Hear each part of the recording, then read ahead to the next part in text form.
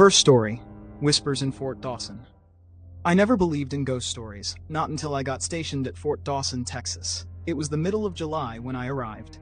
The sun scorched the tarmac as I stepped off the Humvee, my boots crunching against gravel that felt older than the base itself. Fort Dawson was one of those forgotten army posts, built in the early 1900s, used in both world wars, and now just a skeleton crew and training squads. There was something about the place that felt wrong the moment I set foot on it.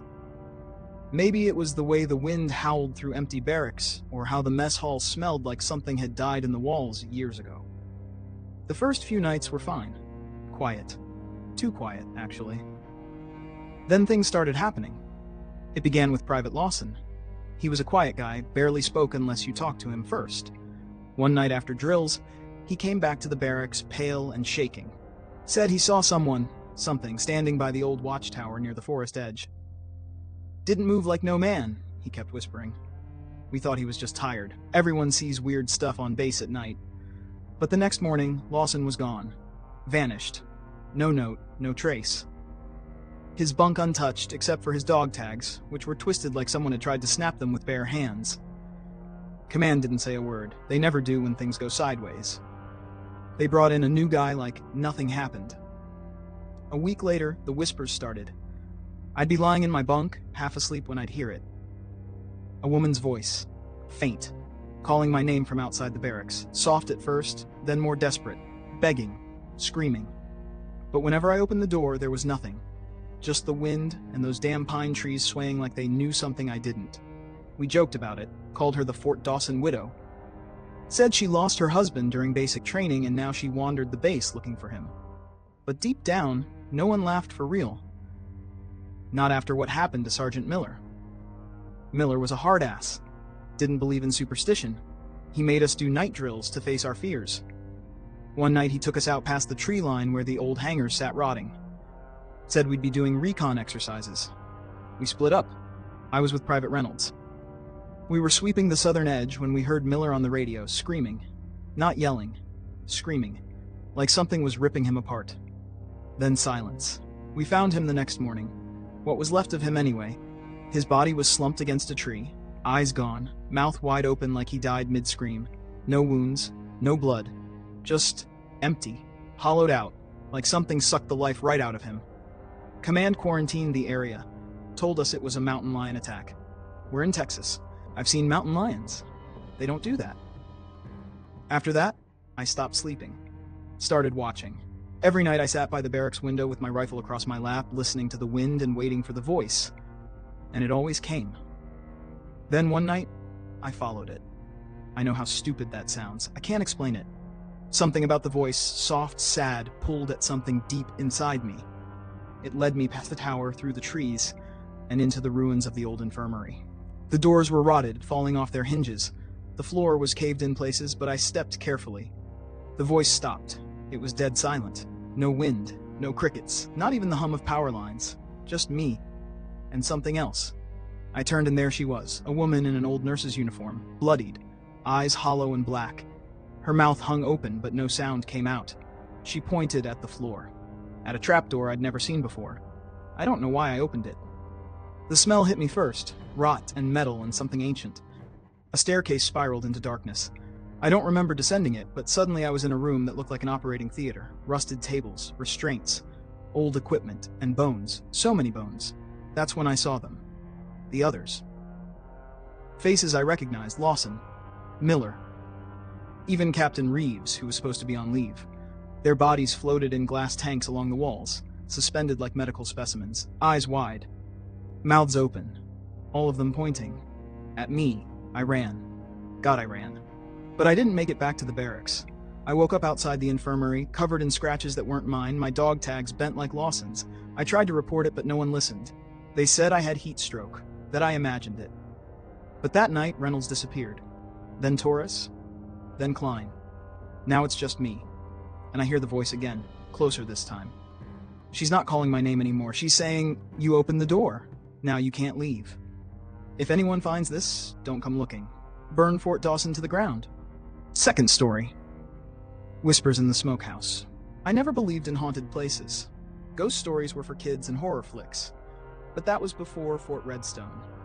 Before I saw things that clawed into my mind and left scars that'll never fade. I was stationed at a remote training base in East Texas, a place most folks didn't even know existed. Fort Redstone wasn't on any public maps, and those who trained there either came out stronger or didn't come out at all. Officially, it was just another army outpost. Unofficially, it was where they sent us when they wanted something buried. Our unit was small, just 8 guys, all infantry. The higher-ups said we were part of a specialized urban recon program. That meant days of brutal drills and nights in blackout conditions. The barracks were run down and most of the base looked abandoned. Except for one building, an old smokehouse at the edge of the woods. It was off-limits. A sagging, brick structure surrounded by rusted fencing and a padlock that didn't look like it had been opened in decades. But late at night, sometimes, we heard things coming from it. Dull thuds, chains dragging, whispers that didn't carry on the wind. No one wanted to admit they heard it. We were soldiers. Fear wasn't in the manual. But after a week, strange things started happening. Carter, one of the new guys from Mississippi, woke up screaming every night, clawing at his arms like something was under his skin. Ramirez, our medic, found him in the shower one morning, staring into the mirror, mumbling the same word over and over, hollow. On the 8th night, Sergeant Miles called for a patrol sweep near the smokehouse perimeter, said it was routine, but I saw the way his hands trembled when he gave the order. We took 2-man teams and circled the property. I was paired with Haskins, quiet guy from Colorado who'd seen 3 tours overseas and never flinched. We got closer than the others. The air around the smokehouse was thick, almost oily, like breathing through syrup. Haskins dared me to peek inside the busted window. I laughed. Then he pushed me toward it. I wish I'd never looked. Inside, there were chains hanging from the rafters, dark stains on the concrete floor. But what caught my eye was a man. No, a figure, standing perfectly still in the corner, facing the wall. His uniform was tattered army camo, but the pattern wasn't anything we wore. It looked old, like Vietnam era. I called out, "Sir, are you okay?" No answer. I turned to Haskins, but he was gone. Gone. Just like that. I ran, back to the barracks, heart jackhammering. When I told the others, no one believed me. Said Haskins probably ditched the patrol, maybe went AWOL. But I knew better. I felt something reach for me when I turned my back. That night, I couldn't sleep. I heard the whispers again, closer now, right outside my window. I pulled the curtain and saw footprints in the dirt. Bare feet, leading to my door. The next morning, Haskins was back, sitting in the mess hall like nothing happened. But his eyes were different, lifeless, like glass marbles shoved into a human skull.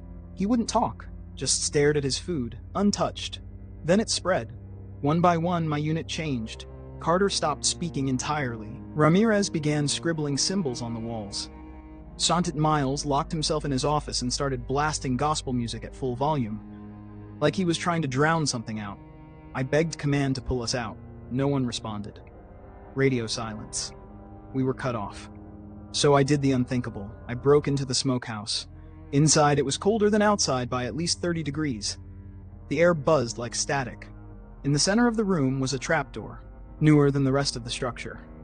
I lifted it, and a gust of warm, foul air rushed up. I climbed down. Below was a tunnel, lined with rotted wooden beams and the smell of death.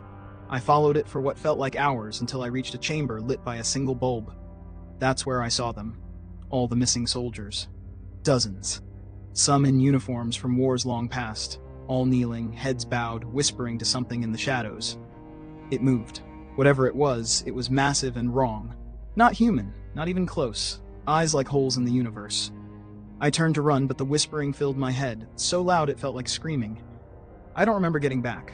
Just flashes. Blood on my hands. Carter's body slumped over. Miles with his throat torn open. The rest, gone. Now I'm in a hospital in San Antonio. They say I suffered a breakdown, that I imagined it all. But they won't explain the scratches on my back or why I wake up with soil under my nails. Last night, I heard the whispers again. This time they said my name. Third story. Dead Ground Echoes. I never thought my last deployment would be the one that broke me. I served 3 tours, seen things no man should, but nothing came close to what happened in the woods outside of a forgotten base near El Paso, Texas. They said the facility had been decommissioned since the late 80s. No records, no flags, just a chain-link fence wrapped in rust and silence. Our unit, Echo Platoon, was dispatched for a routine training op. That's what they told us, at least. A week in the wilderness, simulated war scenarios, living off rations and bottled grit. We were dropped by Blackhawk at the edge of nowhere, 6 of us in total. Me, Senator Clay Morris, PFC James Weller, Corporal Dan Switch Santos, and twins, specialists Randy and Ray McNeil. Identical in everything but their scars. It was the second night when things started to unravel. We set up camp by a dried-out creek bed, just southeast of the old fence line. There was no wind, no sounds, just the strange pressure in the air, like being underwater. I took first watch. I remember checking my scope and seeing what looked like a figure way off past the fence. Tall, unmoving, like it was watching. Thought maybe it was a deer standing funny. I blinked and it was gone. The next day, Switch found something under the dirt. A door. Metal, square, like a hatch.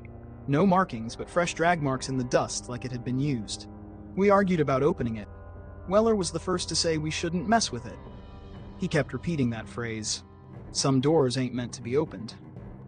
But Clay was the ranking officer, and Clay didn't like mysteries. It took all of us to pry the hatch open. Inside, a rusted ladder led into darkness. Smelled like damp concrete and something dead. We went down anyway. The room below was part of an old bunker. Corridors led off into shadow, lined with peeling paint and broken lights. Symbols were scrawled across the walls, some military, some not. Handprints in black soot. One room had cots, restraints, and a wall covered in faces. Polaroids, hundreds of them. Everyone marked with a number. Everyone staring. Ray said he heard someone whisper his name. Twice. We surfaced after 2 hours. We didn't talk much. That night, Weller screamed in his sleep. Not just fear, pure agony. We found him shaking, clawing at his own ears, whispering, "Make it stop." He wouldn't say what he heard, just that it was still down there. We buried the hatch, at least we thought we did. Next morning it was open again. Ray was gone. No tracks, no gear missing, nothing, just his sleeping bag, zipped up like he vanished inside it. We searched all day, circled out until sundown, but we never found him. And that night the whispering started, not just in our heads. We heard it in the trees. Soft, like a child's voice saying our names, wrong, like it was learning to speak. Clay tried calling in backup. Radio was dead, batteries full. Just no signal, like we were beneath something we couldn't see. That night, Switch stood up in the middle of sleep rotation, walked into the woods with his eyes wide open. We chased him for half a mile, shouting his name. When we caught him, he was standing by a tree, mumbling, "She's waiting." Over and over. That's all he'd say. We dragged him back, tied him to a tree with paracord. Next morning, nothing left but rope. By the 5th night, it was just me, Clay, and Randy. Randy wouldn't sleep anymore. He sat up all night with his rifle aimed at the dark. He kept saying his brother was calling to him from under the ground. Clay started losing it too. He swore he saw a little girl wandering through the woods, bleeding from the eyes, barefoot, always just out of reach. I tried to hold us together. I really did, but something had attached itself to us, something old. I think it lived in that bunker. Or maybe it was the bunker. It didn't want to be found. We disturbed it, and now it was unraveling us. On the 6th night, Randy shot himself in the head. No warning, no note, just blood and teeth on his boot. Clay and I didn't move his body. We just sat there and listened to the forest breathe. Then the dreams started. I'd close my eyes and see the bunker, only deeper now. Endless stairways going down, rooms full of bones arranged in perfect circles, something crawling on the ceiling, something that looked like me. Clay disappeared the next night. He left his boots, his dog tags. I followed his trail to the hatch. It was open again. I should have left. I should have run until my feet bled. But I went down. The rooms had changed. The corridors twisted in impossible ways like the place was alive. I found Clay's voice in the dark. Not him. Just his voice, whispering nonsense, begging, laughing. Something moved just beyond the light. When I turned, I saw myself staring back. Same face, same gear. Only the eyes were wrong. Hollow. Hungry. I ran. I don't remember how I got out. I woke up 5 miles from camp, covered in dirt and blood, alone. They found me 3 days later, walking along the highway near Fort Bliss. I was dehydrated, babbling about things that didn't make sense, They said the op was cancelled. No one could find the bunker. No hatch, no bodies, just me. Now every night I hear them. Weller, Switch, Randy, Clay, Ray, they whisper from the walls, and sometimes I answer. Fourth story. Echoes beneath Fort Wexler. I never believed in ghosts. That's what I used to say. Hell, I'd laugh at the guys who told stories around the barracks. It's just the wind, I'd say, or someone's playing a prank. That was before I got stationed at Fort Wexler, an old decommissioned army base buried deep in the pine-covered hills of eastern Texas. The kind of place where the silence feels heavy, like the land itself is holding its breath. They reopened Fort Wexler last spring for a special operations training program. Only a dozen of us were selected. Elite. Handpicked. I was flattered at first. Sergeant Evans, Corporal Daniels, and I were assigned to the same unit. We joked that we were the ghost crew since the base had a reputation. Back in the 90s, there was some hush-hush operation, and after that, Fort Wexler was abandoned. No one knew why. Locals whispered about soldiers who went mad. Of course, we didn't care. We were here to train, nothing more. The place was a mess. Dust-covered equipment, faded warning signs, old bullet holes in the concrete. The barracks still had bunk beds, and some lockers had names scratched out with something that looked like nails. There was a smell, too. Rust and mold, and something else I couldn't name. Like old meat. I should have left the first night. It started small. My watch went missing. I chalked it up to a mistake until it turned up 3 days later in the bottom of my duffel. Broken. Daniels started hearing knocking sounds in the walls at night, perfectly spaced, like someone drumming with fingers. Then Evans told me he saw someone walking the perimeter in the middle of the night, but when he called out, no one answered. That's when we all agreed to keep it quiet. We didn't want to look weak. Then things got worse. We were assigned to clean out the old communications bunker. It was buried under the ground behind a rusted fence and padlocked hatch. We had to cut the chain with bolt cutters. The place was a time capsule. Maps from the Cold War, broken radios, walls lined with yellow documents. But what disturbed me were the photos. Dozens of them, taped to the walls. Black and white shots of soldiers, but their faces were all scratched out. And written underneath each one was the same phrase, "He never left." I didn't sleep that night. 2 days later, Evans disappeared. We thought he went AWOL. He had joked about wanting to leave, but his gear was still in the room. His boots, his canteen, even his ID. Daniels and I searched the grounds, called it in, followed protocol, but we both knew something wasn't right. That night, I heard him, Evans. I heard his voice outside the window calling my name. When I looked, there was no one there. Just the pine trees swaying in the wind. Daniels started unraveling after that. He wouldn't sleep. He kept muttering about the echo. Said he heard his own voice in the bunker, talking back to him. I thought he was losing it, until I went down there myself. I wanted to prove there was nothing to fear. It was cold underground. The air was wet, like a tomb. I walked past the rows of old radios and maps. At the back of the bunker, I found a door I hadn't noticed before. It was sealed with rusted hinges, but it opened when I touched it. Inside was a single chair and a recorder. The recorder clicked on by itself, and a voice, my voice, came out. I shouldn't have come here. I staggered back, heart pounding, and ran. But the door slammed shut. I pounded on it, screamed, but no one heard me. The lights flickered, and then I saw something in the corner. A figure, blurry at first, then sharp. Evans. Only his eyes were gone. Hollow black pits, blood streaked down his face. He raised his hand and pointed at me. Then his jaw stretched open far too wide, and a voice came from within. Not his voice, but something deeper. He never left. I blacked out. They found me 3 days later, curled up outside the mess hall. No one else was left. Daniels was gone. His bunk was soaked with something dark and sticky, but no sign of struggle. The commander told me the base was being shut down again, effective immediately. They called it a failed exercise. I was discharged 2 weeks later. Psychological trauma, they said. I tried to forget. Moved back to Spokane, got a job in private security. Things were normal for a while. Until last night. I got a package, no return address. Inside was a photo, black and white. Me standing in that bunker, my face scratched out. Underneath it, written in red ink, "He never left." Fifth story, the last checkpoint. I had been stationed in the remote outpost of Fort Pendergast, nestled deep in the wilderness of Texas. The landscape was dry, harsh, and unwelcoming, just the way the Army liked it. The air was thick with heat and dust, and the only sounds that ever broke the monotony were the whispers of the wind and the occasional passing vehicle on the nearby dirt road. I had just finished my tour of duty in the Middle East, and being assigned here felt like a punishment. There was no action, no excitement, just a long, dragging stretch of nothingness. But that all changed the night Sergeant Hawkins told me about the unusual activity near the perimeter. "It's nothing major," Hawkins said, glancing nervously at the dark horizon. "But the reports are strange, and I think it's worth checking out. Just follow the trail, and whatever you do, don't go past the old checkpoint." I wasn't sure what the old checkpoint was, but Hawkins was always serious, and if he said not to go there, I wasn't about to argue.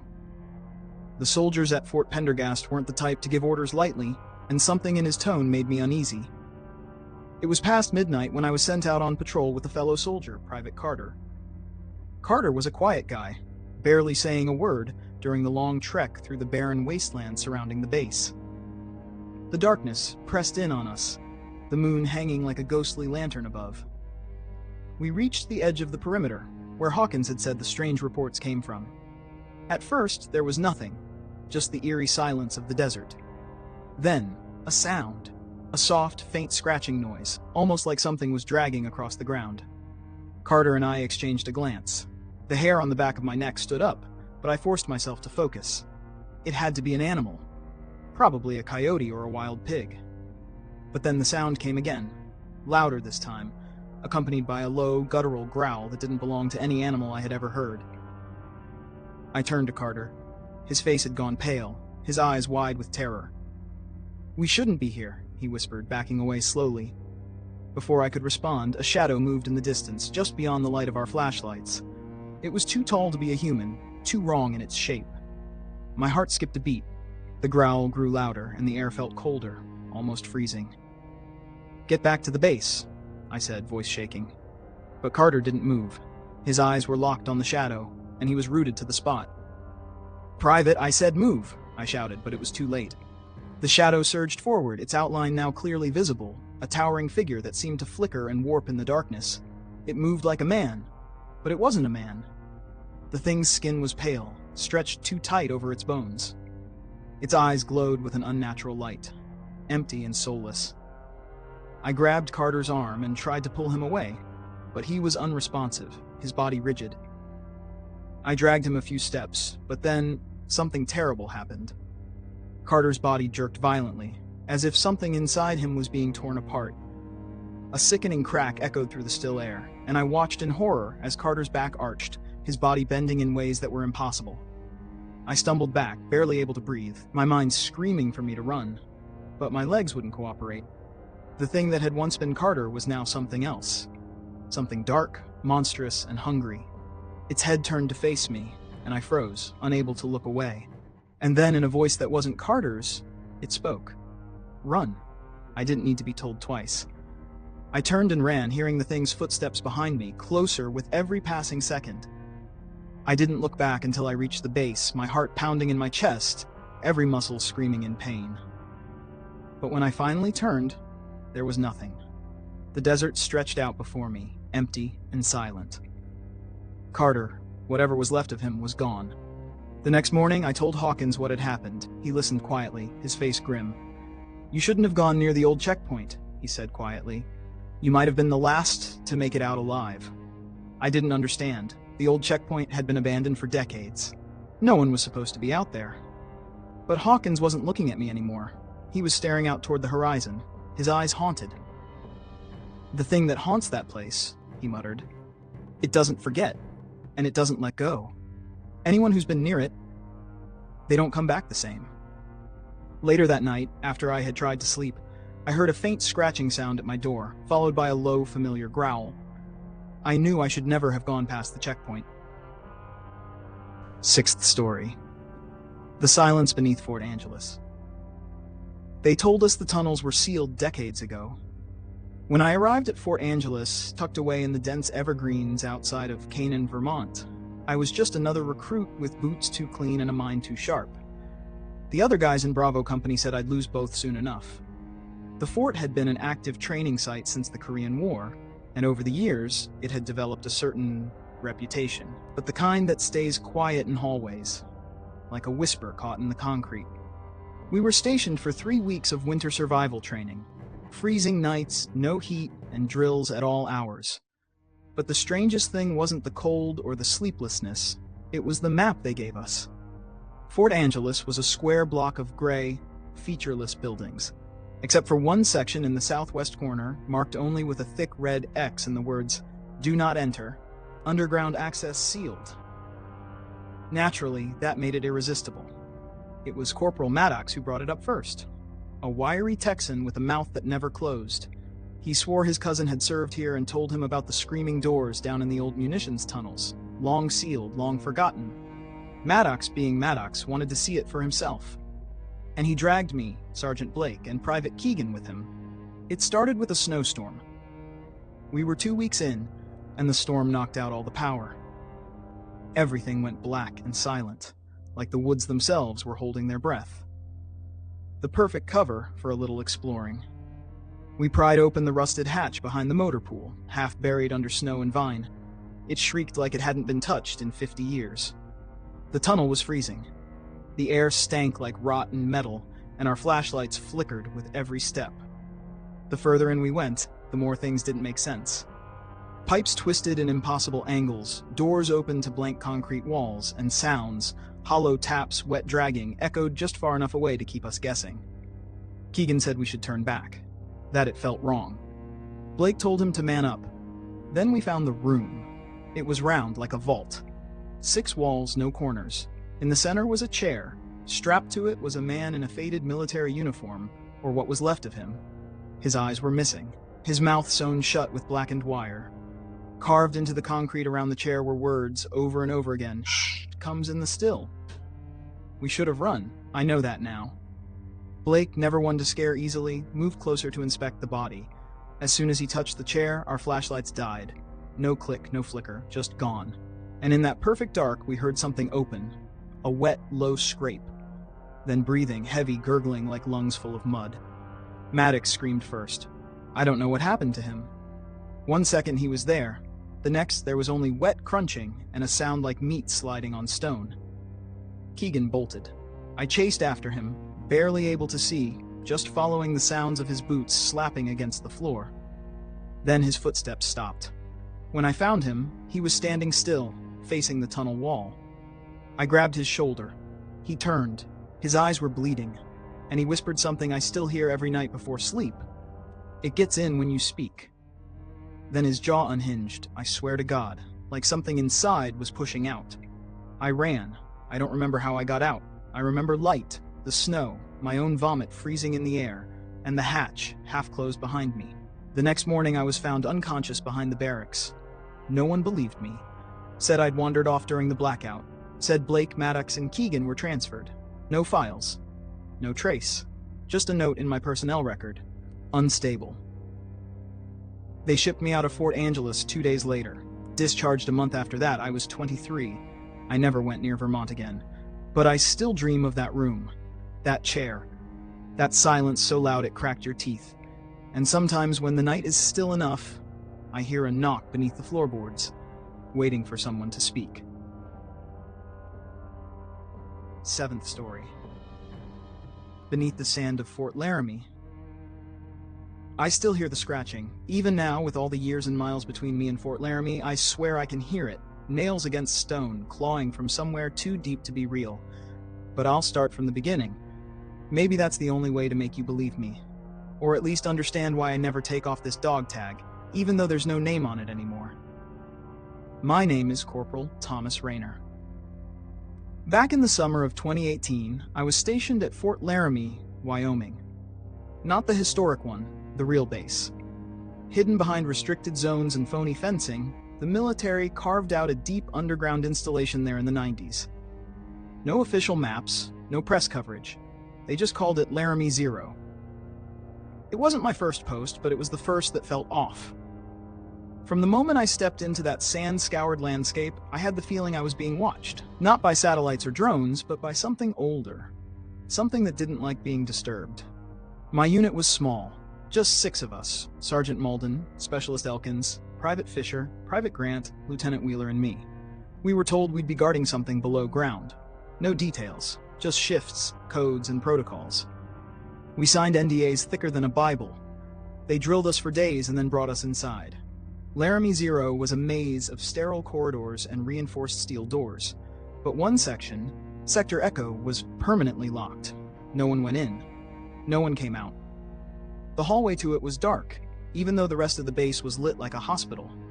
When I asked Malden what was in there, he just said, "Old sins." That first week, we started hearing things during night watch. It began with whispers, then scratching, always near Sector Echo. I tried brushing it off. Lack of sleep, imagination. But on the 5th night, Grant swore he saw movement inside the blacked-out hallway. Said he spotted something hunched, crawling on the walls like a lizard. We laughed it off. Called him Hollywood. But the next night, Fisher saw it too. Then Fisher vanished.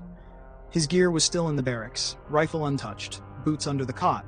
No one had seen him leave. We searched the entire compound.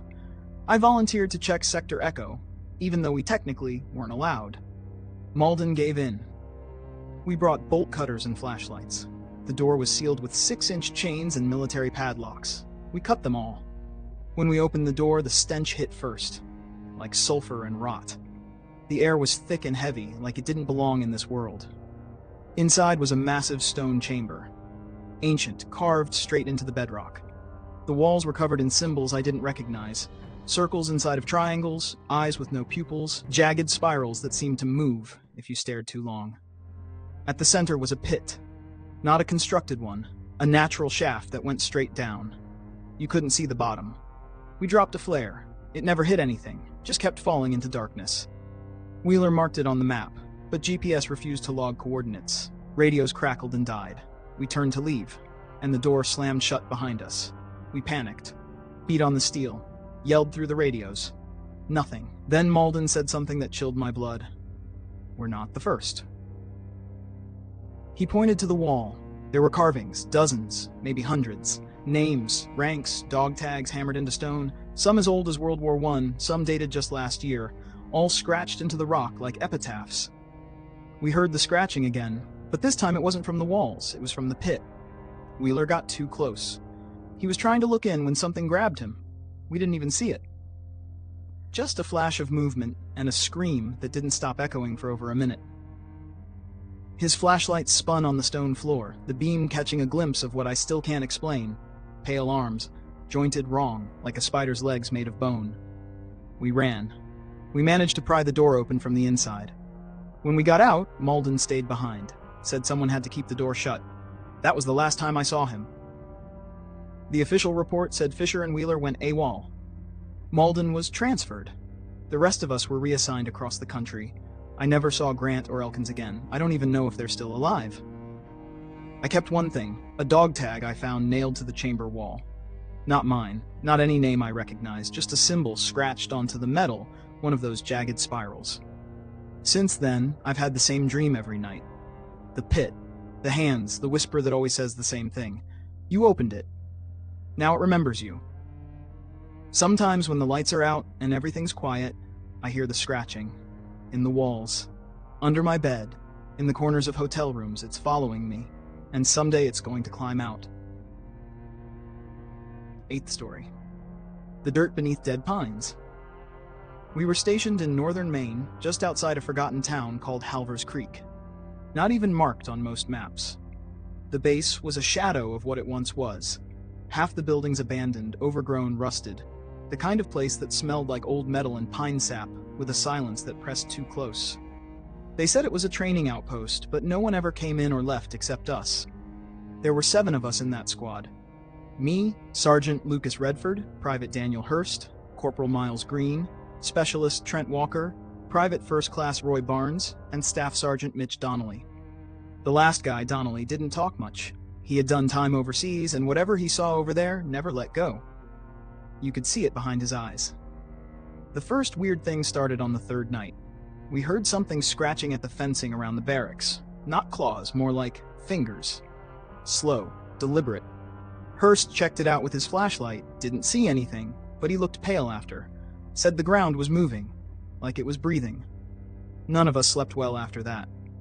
That base had a bunker, sealed shut, reinforced steel door with weld marks. Sign said, "Do not enter, restricted by order of command." Naturally, Green thought it was a good idea to break in. Boredom turns men stupid. We went in the next evening, all 7 of us, armed and nervous. The place stank of rot and old water. The stairs led deep underground, deeper than a standard military structure. The walls were lined with claw marks, not from an animal, human-sized, torn nails embedded in the concrete. No blood, just desperate scratches. We found a chamber at the bottom. No lights, just one hanging bulb swinging gently. Beneath it, something buried in a shallow pit. A bundle of bones, all arranged carefully, like someone wanted it remembered. Not human. Too long. Too many fingers. A jaw with no teeth but grooves, as if something once slid in and out of it. Barnes reached out to touch it. Big mistake. He screamed, dropped like a stone. Bleeding from his eyes, shaking violently. Donnelly yelled for us to retreat, and we dragged Barnes out, but he never spoke again. Just kept whispering gibberish in his sleep, clawing at his own skin. The medics took him the next morning.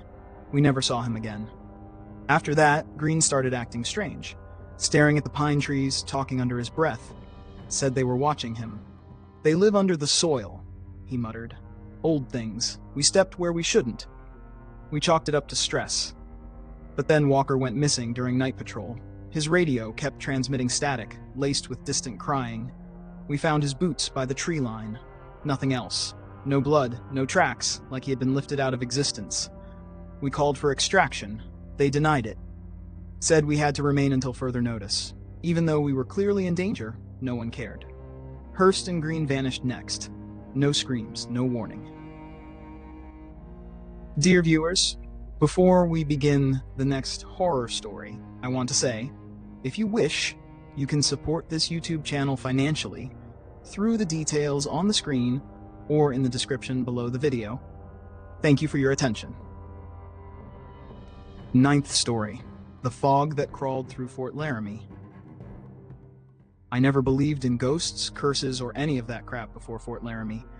I was stationed there during my 3rd year of service, remote part of Wyoming, about 15 miles out from Cheyenne, near the border of the Medicine Bow National Forest. They said it was decommissioned decades ago, yet somehow, our squad got the joy of spending a cold February month patrolling it. There were 6 of us. Me, Private John Keller, Sergeant Harris, Corporal Lopez, and Privates Bennett, Foster, and Monroe. We called it a skeleton crew. Just enough boots on the ground to check the perimeter, report, and rotate. Easy gig, or so we thought. The base was a mess of collapsing buildings, barbed wire fences swallowed by the earth, and one working outpost shack they let us crash in.